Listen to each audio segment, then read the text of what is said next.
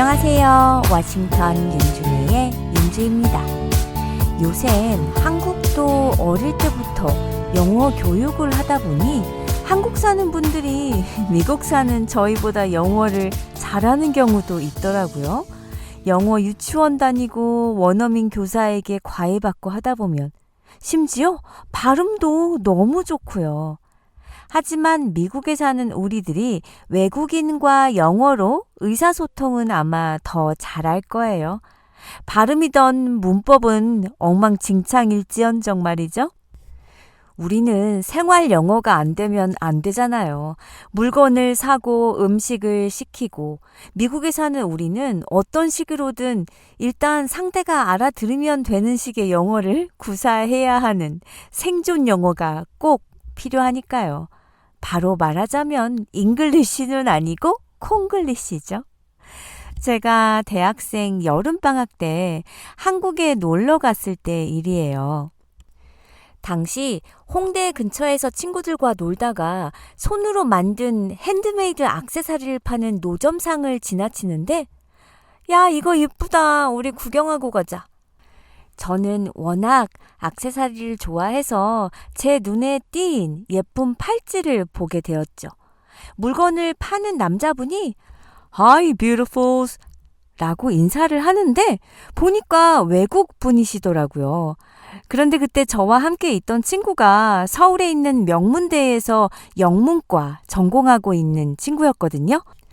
그 친구가 자신 있게 헬로 하면서 뭐라고 하는데 저도 못 알아듣고 그 외국분도 못 알아듣고 그 외국분이 못 알아듣니까 친구는 다시 용기 내어 She is my friend from United States of America. 그렇게 말하니까 그제서야 외국분이 알아듣고는 저를 쳐다보더라고요. 그래서 제가 Hi, yeah, I'm from Maryland 라고 말을 했더니 자신은 미국 마이애미에서 왔다고 하시더라고요. 그 외국분은 한국에 놀러를 왔다가 한국이 너무 좋아서 1년째 거주를 하는데 낮에 하는 일은 따로 있고 주말엔 사람들이 많이 다니는 홍대나 대학로 같은 데로 나와 본인이 직접 만든 수공예 액세서리를 팔고 있다고 했어요. 미국 플로리다에 자신의 엄마가 사시는데 액세서리를 디자인하는 일을 한다고 하면서 자기도 엄마 닮아 손재주가 좋은 것 같다고요. 제가 사려는 팔찌의 가격도 많이 깎아줬어요. 그런데 나중에 제 친구가 그러는 거예요. 야, 나 어쩜 좋니? 나 영문학 전공 맞니? 너가 하는 대화 하나도 못 알아듣겠어.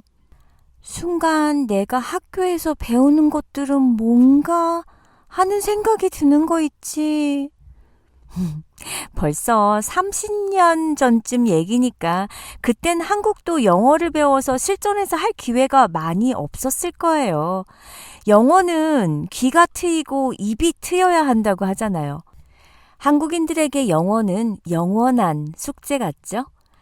입사와 취업 등을 위해 남녀노소 막론하고 어릴 때부터 영어 공부에 열을 올리죠.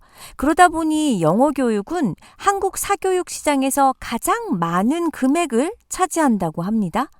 2020년 기준 세계 수출 시장 1위 품목을 77개나 보유한 한국이지만 영어 앞에서만은 여전히 한없이 작아지는 한국이에요. 중고생 학업 성취도는 OECD 회원국 가운데 최상위권이지만요. 대학생 영어 실력만큼은 평균을 맴돈다고 하네요. 2019년 기준 한국인의 토플 성적 평균은 171개국 중 87위예요. 한국의 학교에선 국영수를 필사적으로 가르치는데 영어에 말하기만 놓고 보면 OECD 회원국 가운데 132위라고 하거든요. 이 정도면 그저 노력이 부족했다고 보기는 힘든 결과 아닌가요? 입시는 전쟁이라는 마음가짐으로 살아온 민족이 교과목 중 가장 비중이 높은 영어를 소홀히 하진 않았을 텐데 의외의 결과예요. 앞서 소개해드린 명문대 재학 중이던 친구 말이 어릴 때부터 번역, 암기 위주 학습에 너무 익숙하기 때문에 명문대 출신도 원어민 앞에선 꿀먹은 벙어리가 될 수밖에 없다는 거죠. 용기 내서 아는 영어 단어를 대화로 시도해 보려고 해도 상대가 알아듣지 못하면 또 더 당황스럽게 되고 알던 것도 기억이 안 난다고 하더라고요. 그런데 재미있는 건 우리가 처음부터 영어 앞에서 꿀먹은 벙어리였던 건 아니었어요. 오히려 한국인은 영어를 꽤 잘했다는 게 역사의 기록에 있답니다. 1901년 일본 외교관 시노부 준페이가 쓴 한반도에 보면 주한 영국 영사가 본국 정조에 조선 사람은 동양에서 가장 뛰어난 어학자로 서울에 외국인이 들어온 지 불과 14년도 안 되었지만 영어의 능숙함은 중국인이나 일본인은 가히 따르지 못할 것 이라고 보고했다고 적혀 있어요. 그런 조선이 왜 토플 성적 평균이 171개국 중 87위에 있는 걸까요? 안타깝게도 개화기에 불었던 자주적인 영어 교육은 1910년 일본이 대한제국을 합병한 후 식민지 조선의 영어 교육은 일본의 영어 교육 정책과 궤를 같이 했는데요. 번역 위주의 영어 교육에 치중한 것이죠. 광복 이후에도 한국은 일본이 만들어 놓은 철저한 번역 위주의 영어 공부법을 고수했고 결국 우리는 영어로 쓰인 글을 보면 대략 해석은 가능하지만 외국인과의 대화에서는 도대체 무슨 단어인지를 모르겠고 겨우 들렸다 싶으면 바로 다음 단어가 안 들려 전체적인 내용을 놓치는 상황에 놓였다는 얘기입니다. 미국 살다 보면 영어에 대한 에피소드 참 많아요. 저희 부모님은 매년 한국을 수개월씩 나가 계시는데요. 몇 년 전 돌아오시는 길에 달라스 공항에서 조사를 받게 되신 일이 있었어요. 저희 엄마가 팬데믹 기간에 영주권을 갱신하셨는데 1년이 지나도 새 영주권은 나오질 않고 접수가 됐다는 1년짜리 편지만 받으시고 그걸 들고 한국을 가신 거였거든요. 그런데 한국에 계시는 동안 그 1년짜리 영주권을 대신해줄 편지의 유효기간이 지나버린 거예요. 원래는 이런 경우 비행기도 못 타는데 어떻게 비행기를 탔냐고 조사 직원이 막 그러더래요. 어찌어찌 해서 4시간 만에 부모님은 나오실 수 있었는데요. 제가 알아보니 그런 경우 벌금도 500불이나 내야 한다고 하더라고요.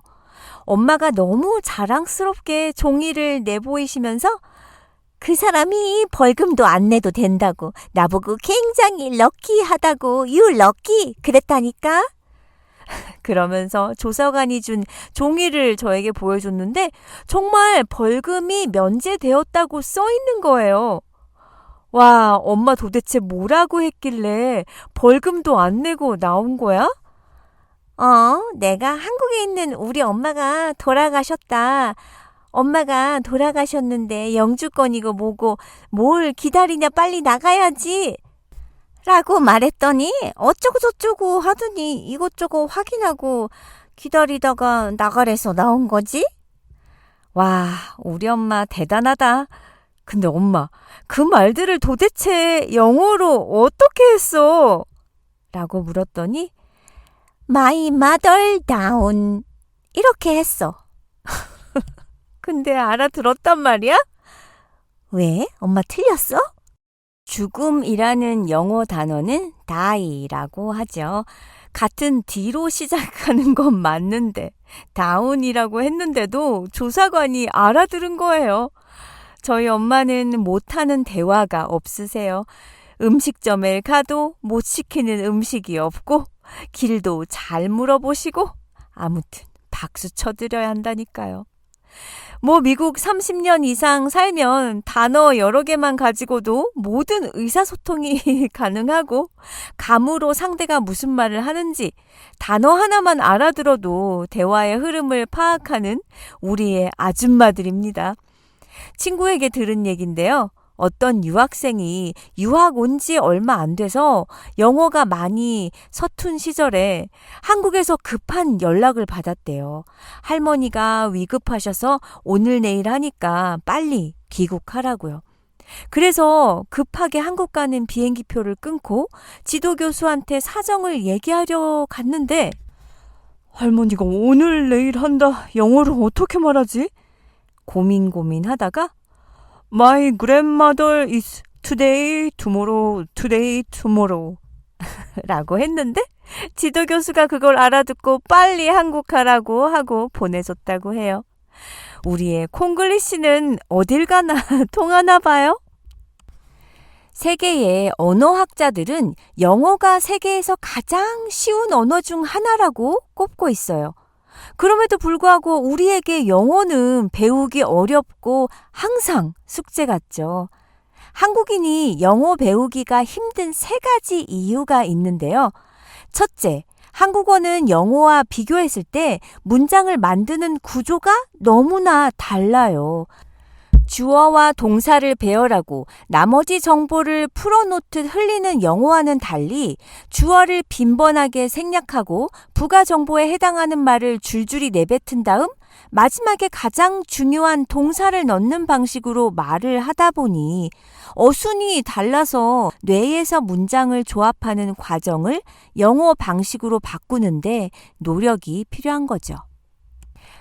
쉽게 예를 들면 한국에서는 오늘 친척집에 가서 식사를 했어 라는 말을 영어에서는 오늘 나는 식사했어 가서 친척집으로 이런 순으로 배열을 합니다. 머릿속에서 번역하고 재배열하고 신경 써서 발음하고 2배, 3배의 일을 해야 하는 거예요.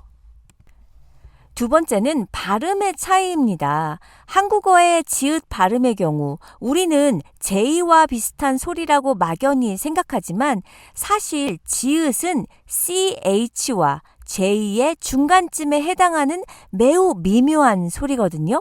이것은 언어를 처음 배우는 한국인 어린아이든 한국어를 공부하는 외국인이든 간에 익히는데 시간이 걸리는 부분이에요. 2-3살에 이제 막 말을 시작한 영아들을 보면 주세요를 주세요처럼 발음하는 경우를 보죠. 지읒 소리가 미묘하다 보니 그나마 비슷하면서도 기본적으로 훨씬 발음하기 쉬운 CH 소리를 선택하는 거예요. 세 번째는 문화의 차이인데요. 한국은 유교 문화의 영향으로 겸손을 최고의 미덕으로 치죠. 내가 100을 안다고 해도 80만 안다고 말하는 경우가 많고 상대가 불편해할까봐 지레 겁을 먹고 소심해지는 경우가 많아요. 100을 안다고 떠들어 다녔다가 나중에 실수라도 하나 하면 큰 낭패를 본다는 교훈을 들으며 자랐기 때문이죠. 이러다 보니 학창시절에 쟤 영어 좀 한다고 잘난 척하는 거야? 하는 오해를 받을까 염려하면서 책을 읽을 때에도 최대한 한국식 발음으로 읽어야 했던 그런 경험을 가지신 분들도 있으실 거예요. 그래서 실수를 하든 발음을 굴려서 듣기에 거북하든 남 신경 쓰지 않고 막 하려는 분들이 영어가 빨리 느는 거 아니겠어요? 우리는 일상생활에서 콩글리시를 꽤 많이 쓰는데 사실 우리뿐 아니라 일본, 중국 등 영어권이 아닌 대부분의 나라들도 영어를 자기 나라 언어화해서 물론 맞는 영어는 아니겠지만 자신들끼리만 통하는 말이 꽤 있을 거예요. 콩글리시라는 말은 코리안 또 잉글리시와 결합해 만들어진 말로 실제는 영어도 아닌 한국어도 아닌 한국화된 영어인데요. 영어권 사람들은 알아듣지 못합니다. 그들은 우리가 쓰는 콩글리시와 같이 잘못된 영어적 표현들을 통틀어서 브로큰 잉글리시, 엉터리 영어라고 표현하죠. 실제 한국에 와서 살고 있는 영어권 외국인들도 의사소통을 위해서 한국어를 배우면서 콩글리시도 같이 배우기도 하고 또 쓰기도 한다고 합니다. 하지만 콩글리시는 한국인들한테만 통하는 말이고 또 콩글리시인지 모르고 쓰는 경우도 많아서 외국인과 의사소통할 때는 당황하는 일이 생길 수 있어요. 콩글리시 몇 가지 알아볼까요? 미팅은 남녀 간의 미팅을 말하는 단어로 쓰이는데 미국에선 공적인 회의나 모임을 말할 때 쓰는 단어죠. 또 핸드폰은 정말 자주 쓰는 콩글리시예요. 영어로는 cellular phone이 맞는 표현입니다. 보통은 줄여서 cell phone이라고 하죠. 머리 감을 때 쓰는 린스는 또 어떻고요? 우리가 생각하는 거랑은 많이 달라요. 린스라는 뜻은 단순히 헹구다라는 의미만 있을 뿐이죠. 우리가 말하는 린스는 영어로 하면 컨디셔널이나 보다 정확히 말하면 헤어 컨디셔널이 되죠. 비닐봉지는 영어로 vinyl bag이라고 하지 않습니다. 비닐봉지의 영어식 표현은 플라스틱 백이 되고요. 종이봉투는 paper bag이라고 하죠. 예전에 지퍼백을 어느 분이 지푸라기라고 하셔서 제가 못 알아들은 적이 생각이 나네요. 또 술자리에서 원샷! 우리끼리만 통합니다. 영어로 하면 bottoms up 정도가 되는데 말 그대로 잔의 밑바닥을 위로 들라는 말이에요. 우리가 자주 쓰는 말인 AS도 콩글리시 중 하나죠. 워런티 서비스가 더 적절한 표현입니다. 이 밖에도 리모콘, 모닝콜, 솔로, 헬스클럽, 탤런트 등도 콩글리시예요. 여러 한국분들이 함께 레스토랑에 갔어요. 그날따라 다들 채소 위주로 음식들을 시켰다고 합니다. 서빙 해주시던 분이 그냥 궁금해서 채식주의자냐고 물었대요. 모두 야채 위주의 메뉴를 시켰기에 그냥 물어본 거겠죠. Are you guys vegetarian? 그랬더니 영어를 제일 잘한다는 한국분이 No, we are Korean! 이라고 답했다고 합니다. 영어 공부의 최고 방법은 바로 영어의 세계에 사는 거예요. 이런 점에서 우리 이민자들은 최상의 환경 조건을 갖췄다고 볼 수 있어요. 우리 이민 세대는 말하는 게 너무 어려웠어요. 하지만 내 영어가 상대방에게 어떻게 들릴지를 걱정하지 말고 어떤 식으로 들려도 좋으니 부담 가지지 말고 말하는 자신감이 필요합니다. 그리고 원어민이 어떤 음절 또는 어떤 단어에 강세를 두는지 주의 깊게 들어보고 따라 해보는 것도 좋은 방법이에요. 실제로 한 영어 교사가 우리 한인 1세대들의 문제점을 지적한 내용을 본 적이 있었는데요. 우리 한인 1세의 문제는 첫 번째, 간절함이 부족하다고 합니다. 즉 다시 말해 영어 대충 해도 먹고 살기에 문제가 없다고 생각한다는 거예요. 두 번째는 그리 잘난 것도 없는데 자존심 하나는 너무 세다라고 합니다. 세 번째, 틀리는 것이 창피해 말을 아예 안 한다고 하고요. 네 번째, 생각 자체가 아직도 옛날 유교적 사상에 머물러 새로운 것을 받아들일 능력이 부족하다고 합니다. 아마도 이 네 가지를 극복하면 지금이라도 영어를 잘 할 수 있을 것이라고 하네요. 어떠세요? 이 네 가지 오늘 당장 바꿔보실래요? 우리는 다음 시간에 만나요.